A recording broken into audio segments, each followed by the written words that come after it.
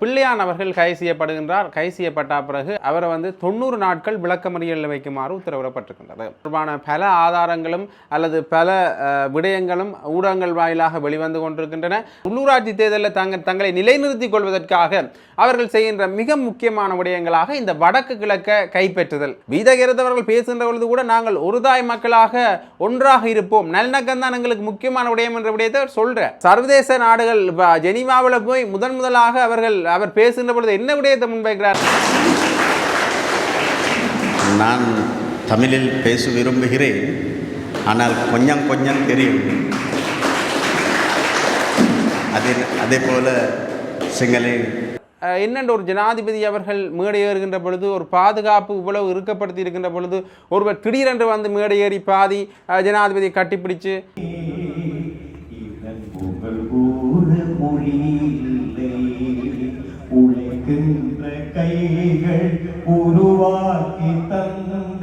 அண்மை காலமாக இந்த அரசாங்கத்தினுடைய அமைச்சர்கள் வடக்கு கிழக்கில் அதுவும் குறிப்பாக யாழ்ப்பாணம் மாவட்டத்திற்கு படையெடுத்து வருகிறார்கள். ஒன்றன் பின் ஒன்றாக இங்கே வந்து அரசியல் செய்கிறார்கள். ஏமாற்றம் அளிக்கிறது. அவர்கள் சொன்ன வாக்குறுதிகள் எதுவும் நடைபெறவில்லை. ஒரே ஒரு தமிழ் தேசியம் என்ற வார்த்தையை இந்த அரசியல் ரீதியில் உச்சரித்தவர் தந்த செல்வநாயகம். அவர் எங்களுடைய கட்சியில் தாவர். ஆக தமிழ் தேசியம் எங்களிடம் இல்லை என்று சொல்வது ஒரு அபத்தமான கருத்து.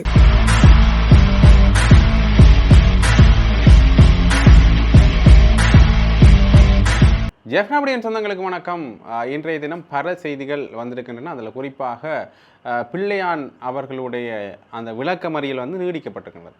அவர் கைது செய்யப்பட்டவனே 72 மணி நேரம் சொன்னது இப்போ 90 நாட்களாக நீடிக்கப்பட்டிருக்கின்றது. அது மட்டும் இல்லாமல் விஜித ஹேரத்தவர்கள் ஆற்றிய தமிழ் உரை தொடர்பான விடயங்கள் அதை ஒரு விமர்சன ரீதியாக பார்க்கலாம். அது மட்டும் இல்லாமல் இந்த அனுர அலை தொடர்பாக வந்து கொண்டிருக்கின்ற தொடர் விடயங்கள், மட்டக்களப்பிலிருந்து யாழ்ப்பாணத்தில் இந்த என்பிபி அல்லது தேசிய மக்கள் சக்தியினுடைய இந்த அலை தொடர்பாக இருக்கின்ற விடயங்களை நாங்கள் ஒரு தொகுப்பாகவே பார்க்கலாம். முதலாவதாக இந்த பிள்ளையான் அவர்கள் கைது செய்யப்படுகின்றார். கைது செய்யப்பட்ட பிறகு அவருக்கு 72 மணித்தியாலங்கள் அவரை விளக்கமறியலில் வைக்குமாறு உத்தரவிடப்பட்டிருந்தது. பின்னர் இப்பொழுது அவரை 90 நாட்கள் விளக்கமறியலில் வைக்குமாறு உத்தரவிடப்பட்டிருக்கின்றது. ஏற்கனவே அவர் இந்த ரவீந்திரன் அவர்கள், பேராசிரியர் ரவீந்திரன் அவர்கள் அவரை கடத்தி கொலை செஞ்ச தொடர்பான வழக்கில் கைது செய்யப்படுகின்றார். அது தொடர்பான பல ஆதாரங்களும் அல்லது பல விடயங்களும் ஊடகங்கள் வாயிலாக வெளிவந்து கொண்டிருக்கின்றன. அந்த வகையில் இவர் இது தொடர்பான மேலதிக விவரங்களை அறிந்து கொள்வதற்காக 90 நாட்கள் விளக்கமறியலில் வைக்கப்பட்டிருக்கிறார். கிட்டத்தட்ட இந்த பயங்கரவாத தடை சட்டம் ஒருவர் மேலே பிரயோகிக்கப்படுகின்ற பொழுது அந்த அவருடைய இந்த விளக்கமறியல் நீட்சி, சிறை வைக்கின்ற அந்த நீட்சி என்பது எத்தனை நாட்களும் நீடிக்கப்படலாம் என்கின்ற ஒரு விடயப்பெற போன்று இருக்கு. அது மட்டும் இல்லாமல் குறித்த நபர் தன்னை நிரூபிக்க வேண்டும், தான் பயங்கரவாதி இல்லை என்று அவர் நிரூபிக்க வேண்டும். இப்படியாக இந்த பயங்கரவாத தடை சட்டத்தின் இறுக்கம் தொடர்பாக தான் இப்போ பிள்ளையான் மேலே அது பிரிவிக்கப்படுகின்றது. ஏற்கனவே இந்த தமிழ் அரசியல் கைதிகள் மேலே, இப்போ இருக்கிற அரசியல் கைதிகள் மேலேயும் விடுதலை செய்யப்பட்ட அரசியல் கைதிகள் மேலேயும் பிரிவிக்கப்பட்ட இந்த பயங்கரவாத தடை சட்டத்தால் தான் இன்னுமே இந்த அரசியல் கைதிகள் வெளிவர முடியாமல் இருக்கின்ற ஒரு சூழலும் இருக்கின்றது. ஆகவே இதற்காகத்தான் தமிழர் தரப்பில் இருக்கிற தமிழ் கட்சிகளாக இருக்கட்டும், புலம்பெயர் தேசத்தில் இருக்கிறவர்களாக இருக்கட்டும், இந்த பயங்கரவாத தடை சட்டத்தை நீக்க வேண்டும் என்கிற ஒரு பிரேரணையை கொண்டு வந்திருக்கின்றார்கள். இது ஒரு பக்கம் இருக்க, பிள்ளையானுடைய தகவல் ஒரு பக்கம் இருக்க, இன்னொரு விதத்தில் பார்த்தா இந்த என்பிபியினுடைய அலை, தேசிய மக்கள் சக்தியினுடைய அலை தென்னிலங்கை பரப்பில் தங்களுடைய பிரச்சார நிகழ்வுகளையும் தங்களுடைய தேர்தல் பரப்புரைகளையும் மேற்கொள்கிற அதே சூழ்நிலையில் வடக்கு கிழக்கிலையும் அவர்கள் தங்களுடைய பரப்புரைகளை முடுக்கிவிட்டிருக்கிறார்கள், வேகப்படுத்தி இருக்கிறார்கள் என்றால் சொல்லணும். பெரும்பாலும் இந்த ஜனாதிபதி தேர்தலின் போது ஓரளவுக்கு அவர்களுடைய பிரச்சார நடவடிக்கை இருந்தது. அதை விட மிக பிரம்மாண்ட ரீதியாக எங்கே கொண்டாடினோம்னா பாராளுமன்ற தேர்தலில் கிட்டத்தட்ட ஒரு ஜனாதிபதி ஜாழ் மாவட்டத்துக்கு அந்த மாவட்டத்தில் இருக்கிற முன்னெப்போதும் ஜனாதிபதிகள் போயிடாத ஒரு இடத்துல ஒரு பெரிய ஒரு ஏற்பாடை செய்கிறார் இந்த பாராளுமன்ற தேர்தலுக்காக. இது பாராளுமன்ற தேர்தலில் ஒரு மிகப்பெரிய பெரும்பான்மை அவர்கள் கைப்பற்றிட்டார்கள். அதற்கு பிறகு இந்த அனுர அலை ஓய தொடங்குகிறது, குறைகின்றது. காரணம் என்னென்னு பார்த்தீங்கன்னா, நாட்டின் நிதி நிலைமை ஒரு பக்கம் இருந்தாலும் கூட பல சிக்கல்கள் இவர்களை சேருகின்றது. உயிர்த்த தாக்கல் தொடர்பான ஒரு சரியான தீர்வு திட்டத்தை முன்வைக்கல. அது மட்டும் இல்லாமல் முன்னாள் ஜனாதிபதிகளை கைது செய்கின்றாலும் கூட பெரிய தலைகளை இன்னுமே கைது செய்யலை, சும்மா சின்ன சின்ன ஆக்களை மட்டுமே கைது செய்து கொண்டிருக்கின்றார்கள் என்ற பல விமர்சனங்கள் முன்வைக்கப்பட்ட அந்த சூழ்நிலையில் மீண்டும் இந்த அனுராலையை அதிகரிப்பதற்காக இந்த உள்ளூராட்சி தேர்தலில் தங்களை நிலைநிறுத்திக் கொள்வதற்காக அவர்கள் செய்கின்ற மிக முக்கியமான விடயங்களாக இந்த வடக்கு கிழக்க கைப்பற்றுதல் என்கின்ற ஒரு விடயப்பரப்பு இருக்குது. அந்த வகையில் தான் ஆண்ட்ரூ மாரசநாயக்க அவர்கள் மட்டக்களப்பில் போய் உரையாற்றுகின்ற பொழுது பல நிகழ்வுகள் நடக்கின்றது. அங்கே பெருந்திரளான மக்கள் கூடுகின்றனர்.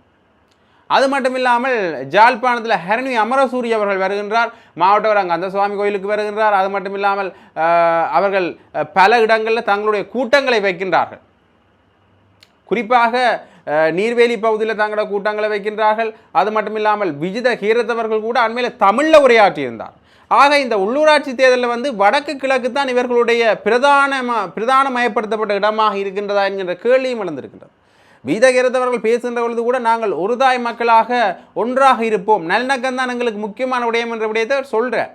ஆனால் இந்த சர்வதேச நாடுகள் ஜெனீவாவில் போய் முதலாக அவர் பேசுகின்ற பொழுது என்ன விடயத்தை முன்வைக்கிறார் என்று பார்த்தீங்கன்னா, எங்களுக்கு சர்வதேச விசாரணையை நாங்கள் முற்றாக நிராகரிக்கிறோம் என்ற விடயத்தை முன்வைக்கின்றார். ஆகவே இந்த சர்வதேச விசாரணையை நிராகரிக்கின்ற ஒருவர் எப்படி நல்லிணக்கத்தை கொண்டு வர முடியும், ஒரு தாய் மக்களாக நாங்கள் எப்படி இருக்க முடியும் என்கின்ற கேள்வி எழுகின்றது. தமிழில் பேச விரும்புகிறேன், ஆனால் கொஞ்சம் கொஞ்சம் தெரியும். அதே போல சிங்களை பேசுகிறேன். அமைச்சர் ராமலிங்கம் சந்திரசேகரன், பாராளுமன்ற உறுப்பினர் இளங்குமரன், பாராளுமன்ற உறுப்பினர் பவனந்தன் ராஜா and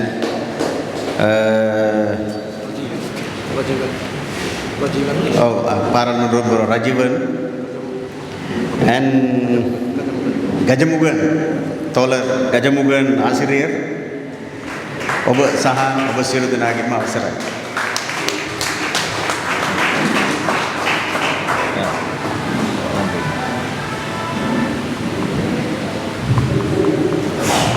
අපි පහුගිය ජනාධිපතිවරණයේ මාලිමාව විශිෂ්ට ලෙස ජයග්‍රහණය කරා.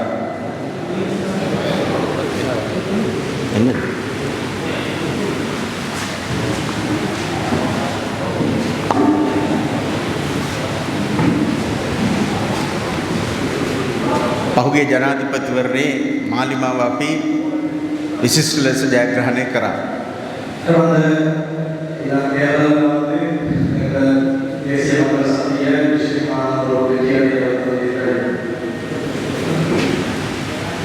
ඊට පස්සේ පාර්ලිමේන්තු මැතිවරණයේ ඊටත් වඩා හොඳින්ම ජයග්‍රහණය කරා.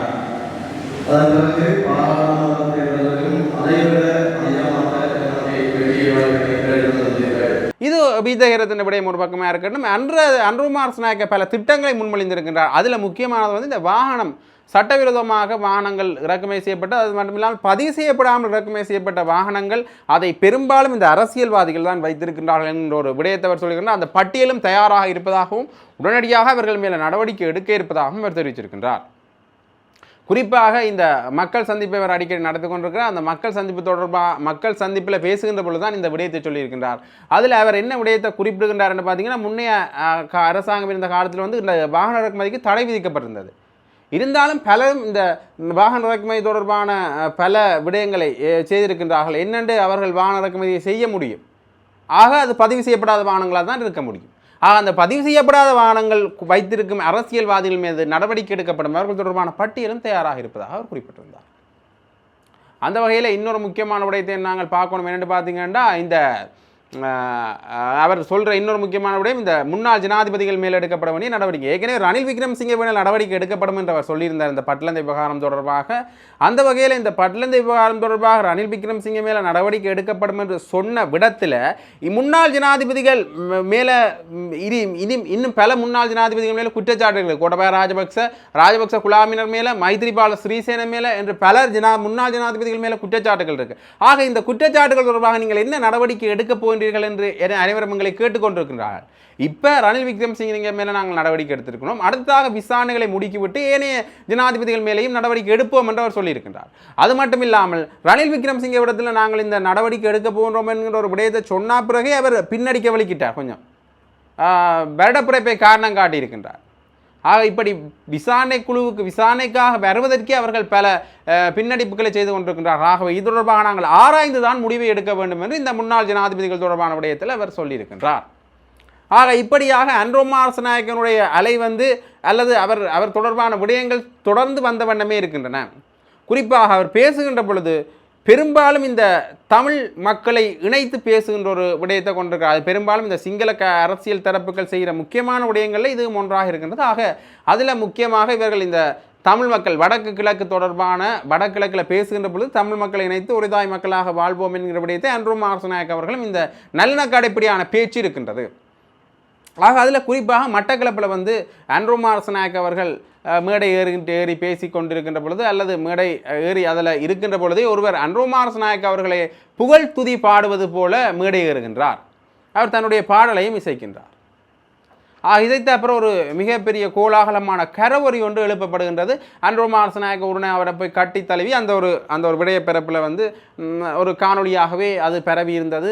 அது அன்ரோமா அரசநாயக்கனுடைய முகவலி புத்தகத்தில் பரவி அது பல வலையொலிகள்லையும் பரவி இருந்தது. நீங்கள் பார்க்கக்கூடிய மாதிரி இருந்திருக்கு. அந்த செயற்திட்டம் ஏற்கனவே திட்டமிடப்பட்ட ஒரு நிகழ்ச்சி நிரல் என்று சமூக வலைத்தளங்களில் இப்போ தொடர்ந்து பரவிய வண்ணமே இருக்கின்றது. என்னென்று பார்த்தீங்கன்னா ஏற்கனவே இவர் பாடுறார். என்னென்று ஒரு ஜனாதிபதி அவர்கள் மேடை ஏறுகின்ற பொழுது ஒரு பாதுகாப்பு இவ்வளவு இறுக்கப்படுத்தி இருக்கின்ற பொழுது ஒருவர் திடீரென்று மேடை ஏறி பாதி ஜனாதிபதியை கட்டிப்பிடிச்சு இப்படியான நிகழ்வுகள் நடக்குமா? இது ஒரு சினிமா பாணியில் இருக்குதே என்று பலரும் தங்களுடைய விமர்சனங்களை முன்வைத்து கொண்டிருக்கிறார்கள். உங்களுடைய கருத்துக்கள் என்ன என்றதை இந்த காணொலியை பார்த்தா பிறகு, அதாவது அவர் பாடி கட்டி அணைத்த காணொலியை பார்த்தா பிறகு இது தொடர்பாக உங்களுடைய கருத்துக்கள் என்னன்றதை நீங்கள் கருத்து பட்டியல சொல்லலாம்.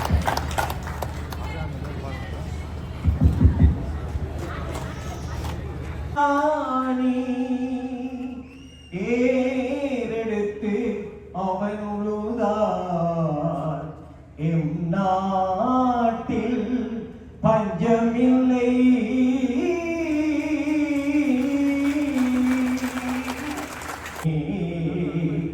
இதன் புகழ் கூற மொழியில்லை. உழைக்கின்ற கைகள் உருவாக்கி தந்த உயர்வான தாய் பூமியே, உயர்வான தாய் பூமியே. மண்ணிலை நின்று ஒன்றாக அதை தாங்களும் உழைக்கின்ற கைகள் உருவாக்கி தந்த உயர்வான தாய் பூமியே, எங்கள் உயர்வான தாய் பூமியே. மீ அப்பகி மௌ பூமியை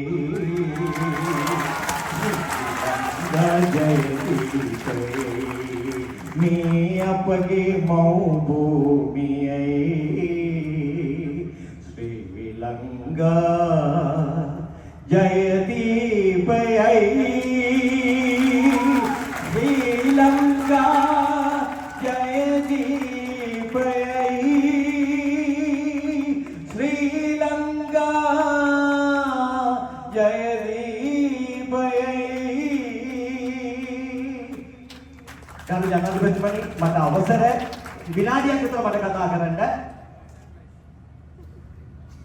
கிழக்கில் வாழ்கின்ற தமிழ் முஸ்லிம்கள் மக்கள் எல்லாரும் ஒன்று சேர்ந்து இந்த தேர்தலில் எங்களுடைய சகோதரர் அதிமேன்மை ஜனாதிபதி அவர்களுக்கு அந்த வகையில் இன்னொரு முக்கியமான விடயத்தை நாங்கள் பார்க்கணும் என்று பார்த்தீங்கன்னா, இப்படி இவர்களுடைய வருகை இங்கே இருப்பதற்கு எதிராக தமிழரசு கட்சியுடைய தலைவர் CVK சிவஞானம் அவர்கள் ஒரு முக்கிய கருத்து சொல்கிறார். எதிராக இல்லை, அவர்கள் இங்கே வந்தது தொடர்பான விமர்சனங்களை முன்வைத்திருக்கின்றார். கருணி அமர் சுருகில் வருகின்ற பொழுது பாதுகாப்பு பலப்படுத்தப்படுகின்றது. மிக பிரசித்தி பெற்ற ஒரு கோயிலில், மாவட்டோரம் கந்தசுவாமி கோயிலில் படையினர்கள் சப்பாத்து காலோட ஆலய வளாகத்துக்கு வாரார்கள். ஆலய வளாகத்தில் கருணி அமர சூரியவுக்கு பொன்னாடை பொருத்தி மரியாதை கொடுக்கப்படுகின்றது. இப்படி முன்னுக்கு பின் முரணான பல விடயங்கள் முன்வைக்கப்படுகின்றன. சோசியலிச ஆட்சியில் இருக்கிற இவர்கள், சோசியலிசம் தொடர்பாக பேசுகின்ற இவர்கள் ஆட்சிக்கு வந்த அப்புறம் ஏகாதிபத்திய முறைமையை கையாளுகின்றார்கள் என்கின்ற பொருள்பட CVK சிவஞானம் அவர்கள் ஒரு ஊடக சந்திப்பை வைத்திருந்தார். அந்த ஊடக சந்திப்பை நான் இதோடு நினைக்கிறேன், பார்த்துக்கலாம். வணக்கம்.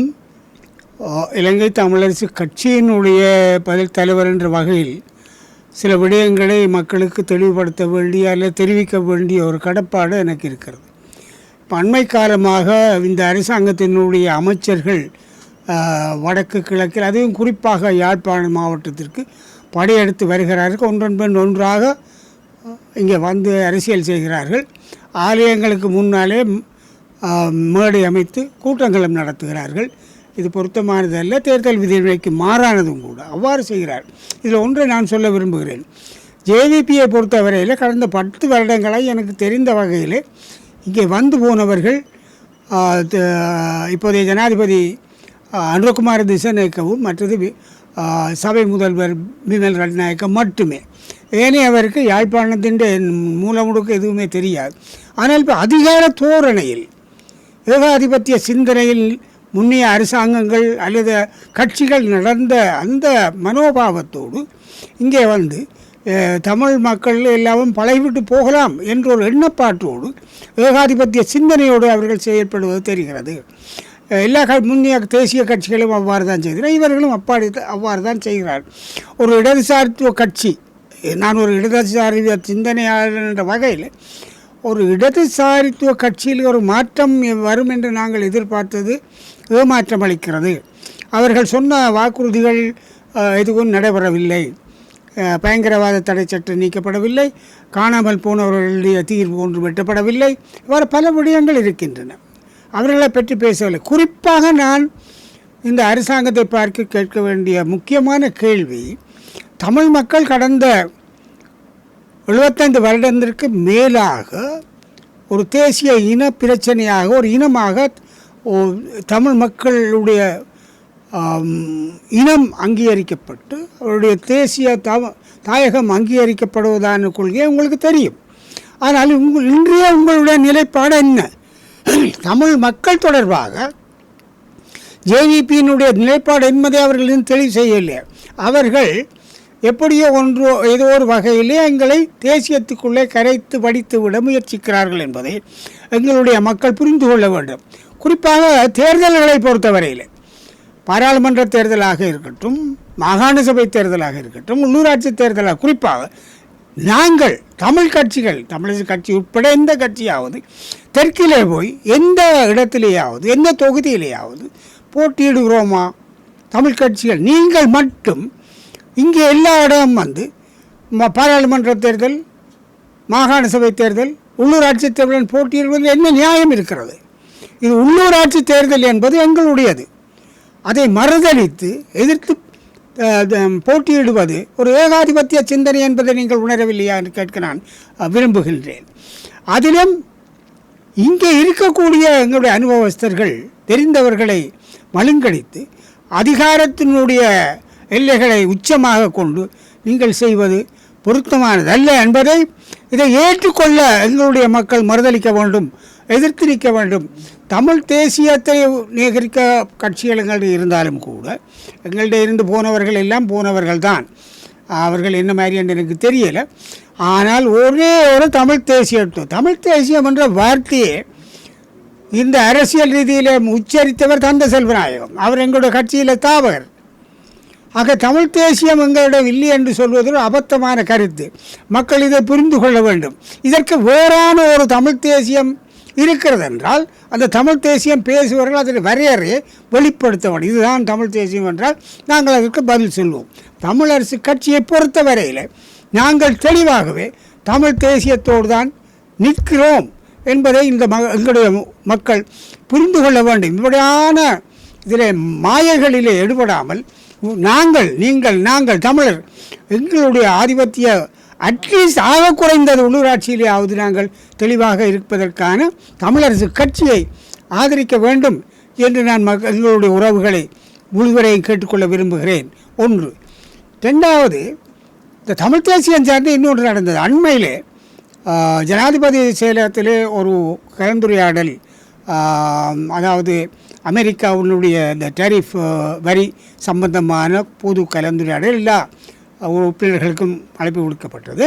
எங்களுடைய கட்சி சார்பிலே இருவர், அதில் குறிப்பாக சாணக்கியன் அவர்கள் செல்ல வேண்டும் என்று நாங்கள் தீர்மானித்திருந்தோம். அவர் சென்றிருந்தார்.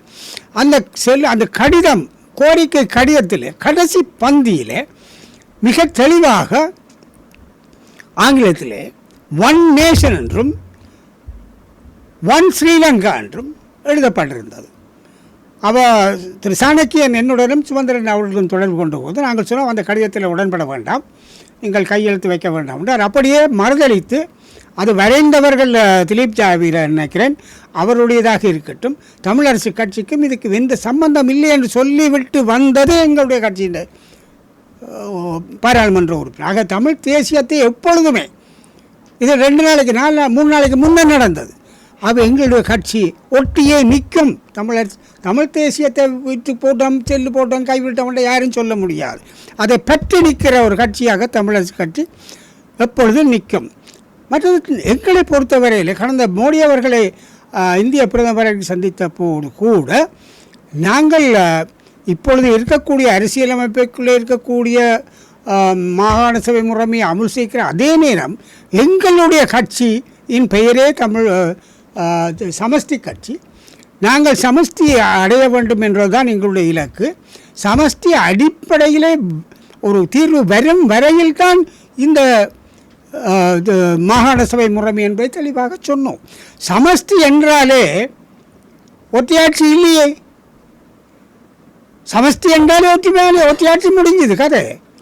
ஆக சமஷ்டியில் பேருந்து நாங்கள் ஒற்றையாட்சி முறைமென்று நாங்கள் சொல்ல வேண்டிய தேவை அங்கே இழவில்லை. நாங்கள் சமஷ்டி முறையை அது இந்திய அரசாங்கம் ஏற்றுக்கொள்ளாது என்பது எங்களுக்கு தெரியும். ஆனால் எங்களுடைய கோரிக்கை சில சமயங்களிலே இந்தியாவுடன் ஒரு ஆதரவோடு India may be a sponsor for us to internationally அப்படி இருக்கலாம்.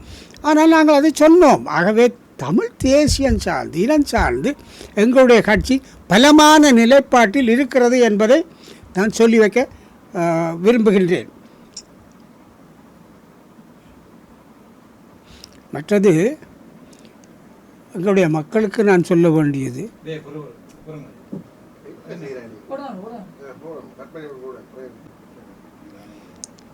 அடுத்தது எங்களுடைய மத்தியில் பல கூட்டு அணிகள் உருவாகின்றன. அது அவர்களுடைய உரிமையாக இருக்கலாம். ஆனால் அவர்கள் செய்வதெல்லாமே தமிழரசு கட்சியை இலக்கு நோக்கி ஒரு பாரம்பரியமாக தமிழர்களுடைய விடுதலை வரலாற்றை சுமந்து கொண்டிருக்கின்ற ஒரு கட்சியை இல்லாமலாக்கி விட வேண்டும், அழித்து விட வேண்டும் அல்லது ஒதுக்கி விட வேண்டும் என்ற எண்ணப்பாடோடு தான் செயல்படுகிறார்கள் என்பதை எங்களுடைய மக்களுக்கு வருத்தத்தோடு தெரிவிக்க விரும்புகின்றேன். நீங்கள் எங்களுடைய சில கருத்துப்பாடுகள் இருக்கலாம், ஆனால் பலமாக நாங்கள் இன்று வடக்கு கிழக்கில் நிற்கிறோம் என்றால் தமிழரசு கட்சி மட்டும்தான் நிற்கிறது என்பதை கருத்தில் கொண்டு இவர்களுடைய கருத்துக்கள் அவர்களுடைய வரலாறு இப்பொழுது தெரியும் தானே. அவர்களுடைய எந்த நிறுவனத்தையோ அமைப்பையோ கட்சியோ நான் குறை சொல்ல விரும்பவில்லை. ஆனால் அவர்கள் எங்களை நோக்கி தமிழரசு கட்சியை மட்டும் தாக்குகிற இலக்கை பார்த்து இவருடைய காழ்ப்புணர்ச்சியை மக்கள் புரிந்து கொண்டு தமிழரசு கட்சிக்கான ஆதரவை இந்த தேர்தலில் வழங்க வேண்டும்.